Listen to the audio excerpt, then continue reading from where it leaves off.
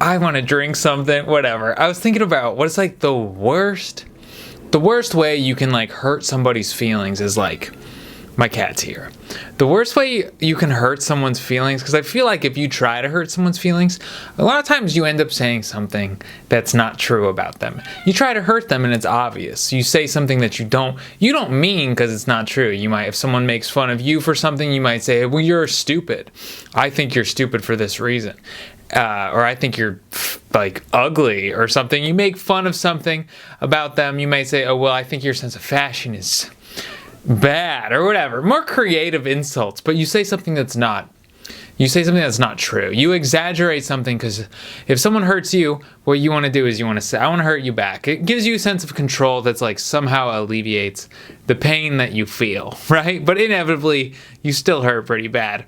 So you're not supposed to, well, I mean, I've talked about this before, but you're not supposed to like affect someone's, affecting someone else's emotions. Misery likes company. So misery loves company, as my mother would say. So whatever you say is something to hurt the other person. And a lot of times it's not even true.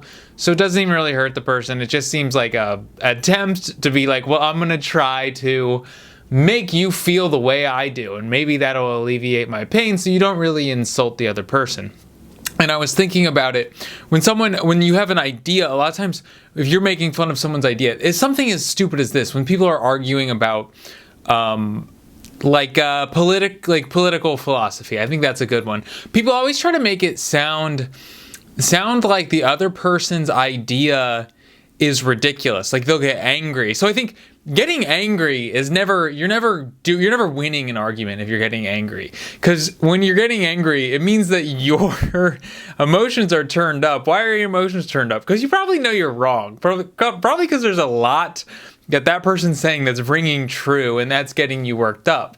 So I was thinking about it. So I thought, if you're in a discussion with someone, what's the ultimate thing you can do to win the argument? And I thought about it, and this is what stuck in my head. It was saying to someone, to genuinely say to someone or believe it or give the person the idea that your ideas are hilarious. The things that you're saying, the way you feel, your thoughts and your feelings, and the way you think things should be, or the way your perception of the way things are, or what you're telling me is hilarious, is to laugh, is to when someone expresses something to you, the way they feel, the way they feel about an issue, typically, right?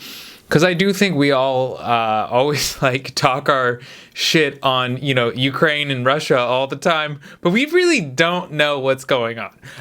Most people politically have a very small scope of understanding of what's actually happening, boots on the ground, on paper. But everyone, when they do talk about it, expresses their knowledge and what they know about the subject in a very authoritative manner, right? And in so authoritative of a manner that people will genuinely be like, tell someone else, you're wrong. You're wrong. I'm right. Listen to me. When in reality, both people know very little, because there's so much to know that you can recognize the fact that I don't know and nor do you. But really, two people should be exchanged. Let's take Ukraine and Russia. I don't really know a whole lot about it. But when two people are talking about it, if one's like Team Russia, one's Team Ukraine, or maybe one's like pro stay out of it, stay neutral, I don't know.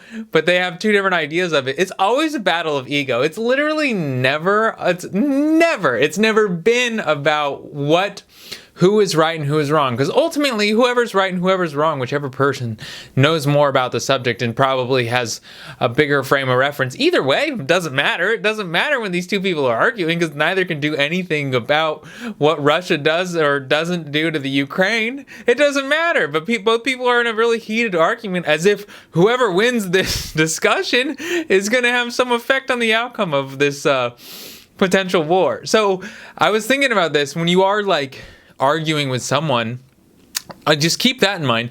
Keep in mind, you don't know. I've done this for so long where I've like talked about subjects ad nauseum about what I know about it, acting like other people's ideas are dumb, and I get worked up, I get mad.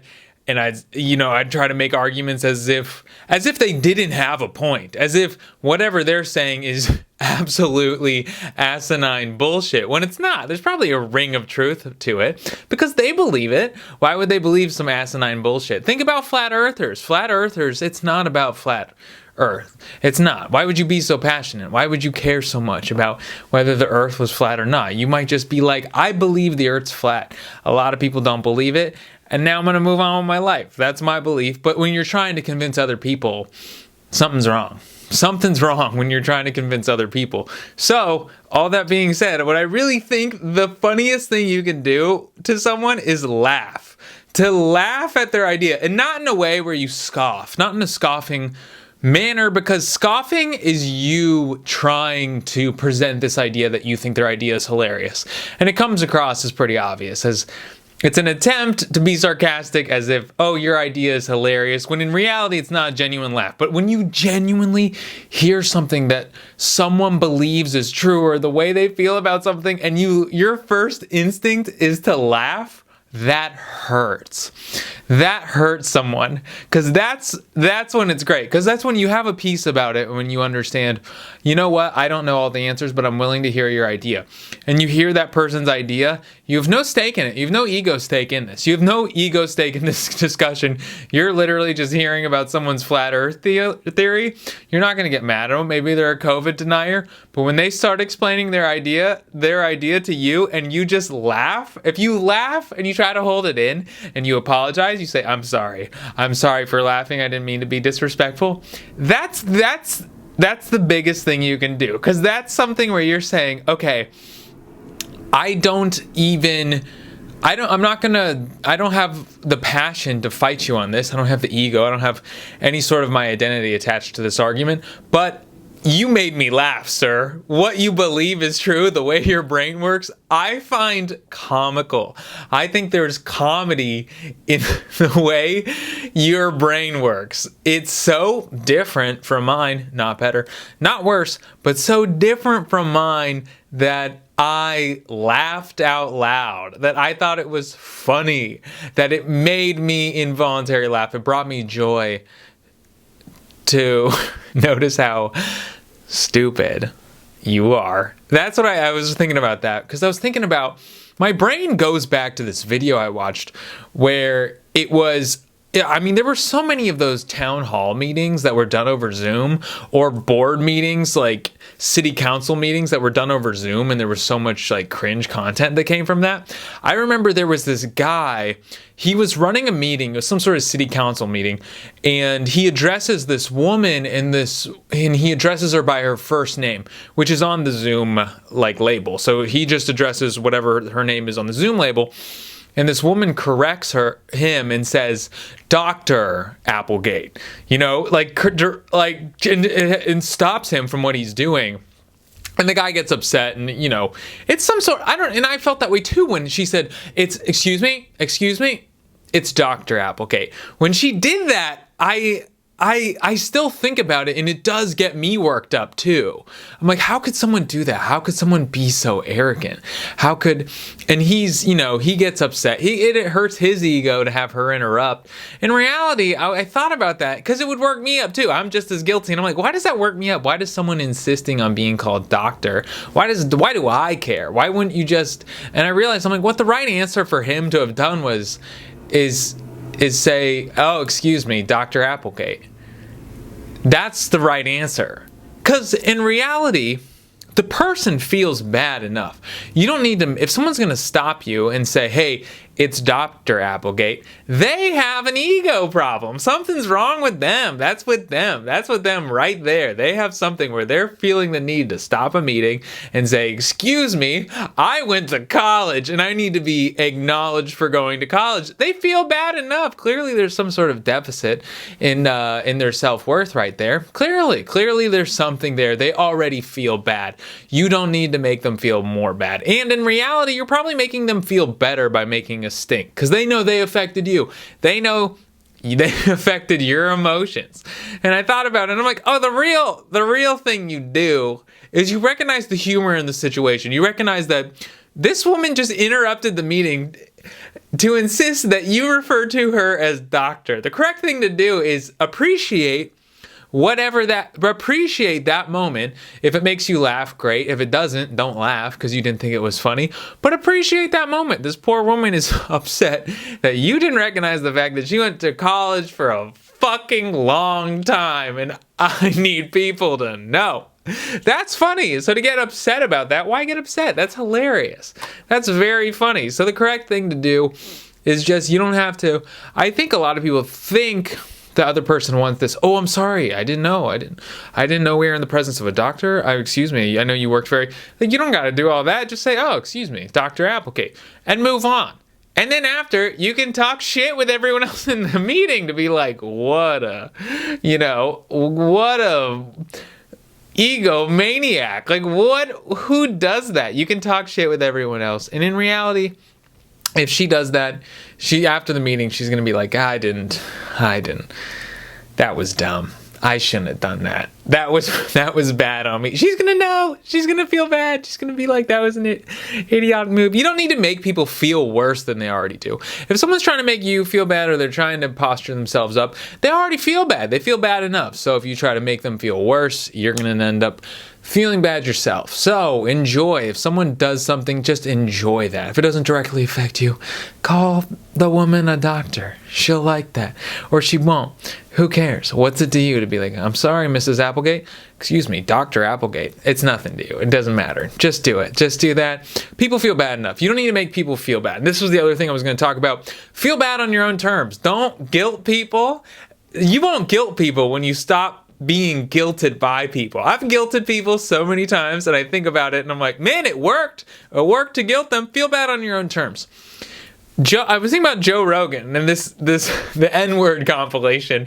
That's funny. To me, it's funny. It's this video of him saying the N-word, which, white people shouldn't say the N-word. But that's also like why it's kind of funny when they do. It's a huge comedic risk to do it. Because it's something you're not supposed to do. If someone starts screaming on the subway platform, starts screaming like a white person screaming the N-word on a subway platform, not at anyone in particular, not hate speech, but they're just screaming the N-word, I have to be honest with you, I'm going to laugh. I am going to laugh really hard at that. And I'm not saying it's funny. I'm not saying that it's morally right. I'm not saying that it's not going to hurt the feelings of people in the subway platform. All I'm saying is that's going to make me laugh because it's not something you're supposed to do. And that's going to be my involuntary response. So it's funny to me. There's this video going around. People want him to feel bad, and he did feel bad. He felt really bad. Like, you could tell. He did that apology video, and you could tell he was just like, man, this is not representing me in the way that I want to be represented, nor is it representing me in the way that I feel that I am. I feel like it's misrepresenting me. So he did apologize for it. But in my head, I'm like, yeah, I mean, do what you want, man. But like, it's also you. You also did say it, and you've monetized your broing out. You've monetized you being an entertainer in a safe space with your friends. So you've taken this safe space where you can say really fucked up shit with all your friends, and everyone has an understanding that you're not a hateful person, and you're all just having a good time really pushing the limits of the things that you can say, with the understanding that none of you have any hate in your hearts.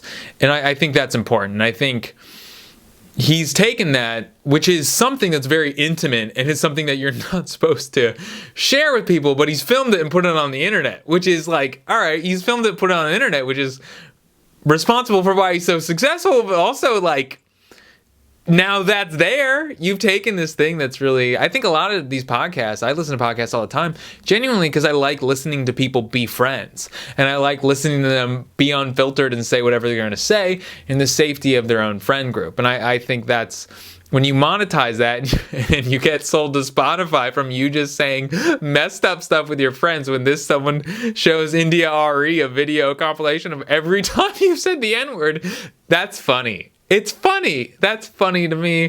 Good for him for apologizing. But if he didn't apologize, I wouldn't I wouldn't fault him for that either. I'm gonna be honest, like I wouldn't fault him for that either. It's just funny to me. People did guilt him, and he did succumb to the guilt, which is, or maybe he did on his own terms. He's like, no, I really do feel bad about all that, and maybe he felt bad on his own terms. Maybe he was like, that isn't me.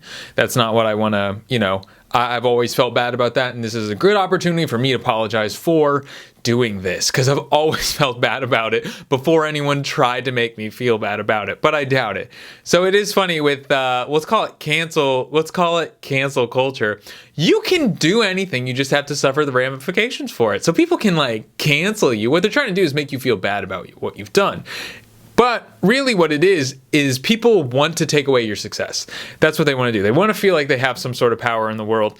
And because you've had an opportunity, they want to say, oh, you've had an opportunity, we can take that from you. Because in reality, they kind of gave you the opportunity. You became popular, so they can take that away from you. So by standing by your actions, a lot of times you're foregoing money. Because if your money's made by commercial industries, they don't want to be associated with someone that's deemed as a racist, or even worse, a rapist. I think rape's worse than racism. I don't know. But who's keeping track of magnitudes of sins? But feel bad on your own terms. Don't let people feel bad. Don't let people make you feel bad about something you never felt bad about. If you're overweight, if you have a weird fashion sense, if you have a weird haircut, if you have weird piercings, if you listen to a certain type of music, if you like a certain type of movie, if you, I don't know, if you just, I'm trying to think of things people clown people for. Whatever people clown you for. If you wanted to get a jacket that you think people are going to make fun of you for it, just get it. Like, don't let people feel bad. If you want to if you want to be promiscuous, if you want to hook up with people, go out and do it. Go out and do it. Or if you're a man, I think this is one thing with men and women. If you're a woman and you're like, you know what, I wish I would have sex with way more people, but I'm afraid of what other people will think if I have a huge body count. That's not like, you don't have to care. You don't have to care. Like, anyone that really likes you and appreciates you is going to like and appreciate you. Do what you want. But on the other hand, as a man, you don't have to, you're not your body count. Your self-worth is not tied up in how many people you've had sex with or how few people you've had sex with. But I think more than likely with women, we give them less value the more people they've had sex with, but men, we give them more value because how many times they've gotten laid, how many pussies they've been in. That's what makes a man valuable, which is funny to me because I think a lot of men end up having sex with people they never really wanted to have sex with, but by having sex, they feel better about who they are, which is weird. And I think a lot of women forego having sexual encounters that they probably would have really liked and would have been really cool because they would have been told that they were slutty. Who cares? Just like yourself. You don't got to worry what other people think. You don't have to worry about the shame that other people put on you. Because if they do, if they're like, oh, that's bad, that's their own shit. That's their own thing. You know what I mean? If someone's like, oh, you've only had sex with one person, you got married to the only woman you have sex with, the only woman you've had sex with, that's lame. Then be like, okay, well then it's me. It's not you. You didn't do that, you know?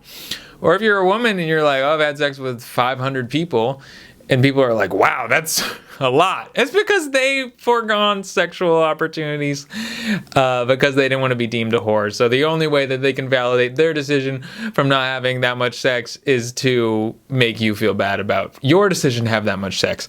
I think that's it. Or it's like, oh, you're eating pizza? I've seen some really great TikToks. TikTok's the best place on the internet. Or it's like someone's like eating pizza. They're like, oh, you're eating pizza? That's crazy. I wouldn't eat pizza. That's, I don't eat carbs. I'm like, just eat pizza. Don't look at a person. Because when someone's like, oh, you're eating that food? Oh, I don't eat that food. I try to like stay healthy. What they're really saying is, I want to eat your pizza, man. I want to eat your pizza. It looks good, but I can't do it. I can't do it. So the only way that I can validate my decision to not eat the pizza is to make you feel bad about eating pizza, which is stupid. It's so stupid. It's like, just eat the pizza. Eat the pizza, get a little fat, make your own decisions. It's all sacrifice. take what you want and pay for it. That's what my grandpa always said. It's like, yeah, just do it. Eat the pizza, but don't look at someone else and be like, I should make that person feel bad about eating pizza, because I don't like the fact that they like themselves and they're enjoying their decision and they're content with themselves and they're eating pizza, because all I ever wanted to be was content with myself, and I'm not. And if I couldn't be content with myself, at least I would get to eat pizza. Yeah. What do we got next? Oh yeah. Okay. Your ideas are hilarious. Your ideas are hilarious. And then the worst thing, because people will say, "Oh, you're ugly." It's like, no, the genuine, to find someone else's ideas funny is so disrespectful. And then to find someone's face frightening. That's what it is. Cause like, beauty's in the eye of the beholder, ugly's in the eye of the beholder.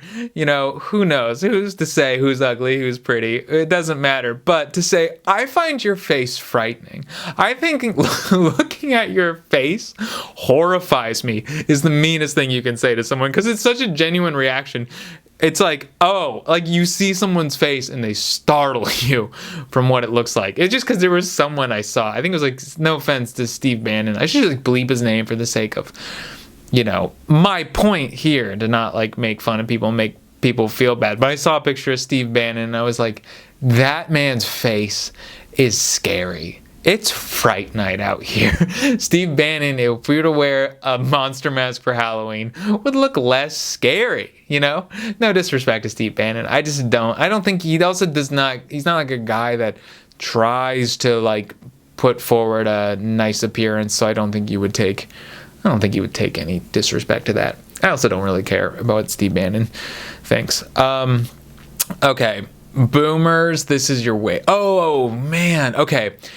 This is one that's funny. Like, one homicide detective rules it a homicide, or no foul play. I was thinking about this because when you've murdered someone, you're kind of waiting, right? You're waiting for the detectives. Once the detective gets there and he says, no, we're gonna rule it a, you know, suicide or an accidental death or whatever. No foul play. You're off the hook. You're done. Because you always think, like, if you murder someone, you're like, oh, someone's going to come after me. Someone's going to come looking. Some detective's going to be on the case, and they're going to bring me in. They're going to interrogate me, and I'm not good under pressure, and I'm going to cave. I'm not going to get away with this murder. But it's also funny, if someone dies, it's also, a detective's going to come and be like, no. Once they say, you know what? Even if it's close, if it's like, I don't know, there could have been, you know, the door's unlocked, there's this, maybe this or that, and they say, probably not a homicide, suicide. You're done. That's over. There's no appeal for that. It's just, there's one detective that's like, when he's ruling it, he's like, I'm someone, whatever I determine now, someone could just be getting away with murder. And once I say, you know what? Closed case, suicide, he's off the hook. He's done. I was thinking about that. There's one moment where the guy's like, I hope whoever shows up to that crime scene is feeling a little lazy. I don't know. I was thinking about that the other day. On Bumble, imagine meeting my parents.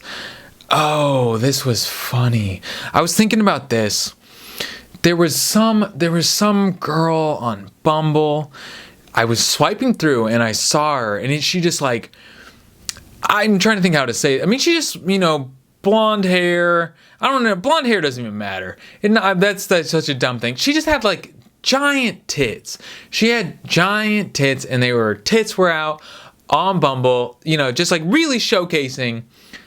I'm like, get it, girl, do your thing, get it. And I thought about it, and I'm like, what if, like, it'd be so funny to bring home a girl to my parents with like just giant, just like big fake tits, and with her tits out, covered in makeup, and take her home to my parents, and then introduce her to I was looking at this girl on Bumble, and I'm imagining taking her home to my parents, like, yes, this is my girlfriend. I love her. I'm emotionally connected to her. She supports me, and I'm really happy about this, and we have a really good partnership in life. And my parents just being like, okay, dude, cool. I'm sure you do. Just to watch your parents. I have another thought on this. To watch your parents like have to, not that they don't deserve to be taken seriously, but it's just funny. They're, just a girl that's classically hot, insanely classically hot, like a 90s magazine version of hot. Because in reality, I don't think that's, I mean, sure, it's like attractive, but it's not my type. It's not my type, but it is fun. It would be funny if I brought that home to my parents, because I think my parents know that's not my type, yeah, I think we all have this idea of what we're supposed to be attracted to. And it's not. It is not what you'd think. What I'm attracted to is not what you would think. Because those women, and now I sound like just like a no pussy getting dude, but those women, I'm like, yeah, it's not my thing. Ooh, I want to go. Oh, I've also thought about this. I'm glad we're deep in the episode. I'm gonna have to restart the cameras, but fuck, I was thinking about this. What if I was thinking, because I've been on a couple dates with trans women before, and I found it like, one, I was like too scared. I went on 2 dates with her. I think she was trans, but I don't know for sure. And honestly, this was like 4 or 5 years ago. Yeah, probably 5 years ago. I was a little scared. I was a little bit intimidated by opening that door. So I didn't, And then the other one I went on a date with, I didn't know until I got there. Same thing. I didn't really know, but we talked about it. But that was interesting because I was like, in our interactions, it felt she had a lot of like masculine energy. She looked great. She looked beautiful, but she did have a lot of masculine energy. So when I was sitting with her, it was interesting. I was like, okay, there's no chemistry here. It was cool because it was a vibe. It was like, okay, this is like a nice person to talk to. She was very cool, but there was something off. It did feel like I was hanging out with a male friend. I thought that was interesting. All that being said, that's me caveating what I actually wanted to say. I know I'm running out of time on this, but I'm gonna have to restart the cameras. But all right, I'm gonna do it. I'm gonna restart the cameras. Okay. All right. So anyway, what I was saying, this would be so funny. I've always thought this. If I did date a trans woman and then bringing her home to my parents in Indiana, I think it would just be the funniest thing to introduce them to her and just wait to see, and not make mention of it. I mean, I'd have to prepare my parents for that, and I don't think that's weird. They're not used to that. That's not something that they probably never met a trans person before. So, I mean, in reality, it'd be pretty considerate for me to be like, hey, there's something you should know. But to not say anything and just wait, because what would they do? I introduce them to my girlfriend, and they pick up on it, whatever it is, whatever the tell is, they pick up on it. But what do they say to me? What do they say? What can they say? Because they have to think, the first thing they're going to think is, does he know? He certainly has to know. Second thing is, they'd be very afraid that I didn't know. I mean, they might consider it. My parents are pretty conservative. They could assume that I've never seen their genitals. I don't know. And then also watching them be like, hey, also them thinking, well, he certainly would have told us, right? So watching them broach the subject would be funny because they don't know if I'm going to respond by saying, and they also wouldn't know for sure. They could also just think maybe we're wrong, which is really great too. I think it'd be not to make a joke of someone, like that type of thing, but that would be funny. I don't care who you are. That would be hilarious. So maybe it'll happen. I don't know. Maybe it'll happen. Maybe maybe the first person I bring home to my parents will be a trans woman. I don't know. And if it is, I will certainly forewarn my parents, because for both me and my girlfriend, for consideration. All right. Well, that's good. That's good enough. Oh, I was thinking about this. I was thinking about LA, and I live in Los Angeles. I live in Los Angeles, California.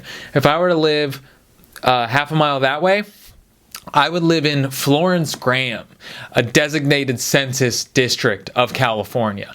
And I was thinking about it, and I'm like, I like my LA address. I love LA. I love living here. I like the city, but most importantly, when someone asks me what my address is, I like telling them 7708 Stanford Avenue, Los Angeles, California. I like my LA address. I like it. I like having it. I like telling people I live here. It's important to me. Is that good? I don't know, but I like telling people that. If I did end up living in Inglewood, or I did end up living in Compton, I'd be like, okay, sending people my address. They're like, oh, he lives in Inglewood, wherever that is. But no, I like living in Los Angeles, California. It's nice. I like telling people I live here. It feels good, even though I'm barely in Los Angeles. I'm hardly in it, but you don't know that. All you know is I live in 90001, Los Angeles, California. I love my LA address. I think it's great. It's important to me. It's important to me enough if I did have to pay extra to live in the city of LA proper. I probably would pay something. I'd probably pay a little bit extra. So, I like being associated with the city. That's important to me. Wow, that was real interesting, Joe. I don't know. I think so. Calling someone out to put you in a position where you expect more from you. Oh, this one's gross. Okay. I've realized what we do is we try to make people feel bad because we're trying to leverage. We're trying to make them feel worse because in the future we want something from them. So us guilting someone is us trying to get futures. It's futures. It's like, if I make you feel bad, I'll have you'll owe me something in the future. Because remember that time you made me feel bad? So a lot of times we take these bad things or something that maybe an inconsideration that people have toward us, and we make them feel bad because we're like, I'm going to leverage this bad thing you did for future reparations. Isn't that fucked up? So don't let people make you feel bad, because sometimes people do that to me. They're like, well, I did that for you. And I'm like, well, I didn't ask you to. It wasn't a favor, You just did that. So don't be like, you owe me something. I wasn't aware we had a deal. Anyway. I'm excited to edit all three of these together, mesh them up. I think it'll be fun. Well, thanks for listening to my podcast. I'm out of